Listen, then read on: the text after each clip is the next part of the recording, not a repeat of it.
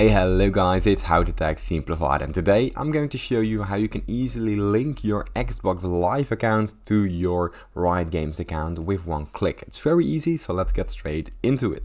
The first thing that you want to do is open up your preferred browser, go down to riotgames.com and go to the top right corner where your account appears, head down to the settings, and inside the settings we go to the account management.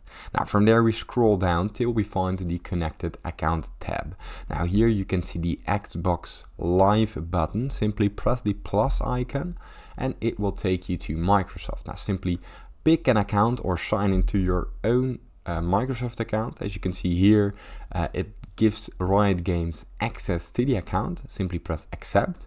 And from out there, what will happen is the both accounts, when you're sign in, will be automatically linked with each other. And here you can manage the connected accounts. And as you can see, I don't have an active Game Pass membership for my profile, but this will automatically be given through to my Riot Games account. Simply press continue, and as you can see, it has been linked. It's easy as that. Now, if this tutorial was helpful, please consider subscribing to my YouTube channel. It helps me a lot, and thank you for watching.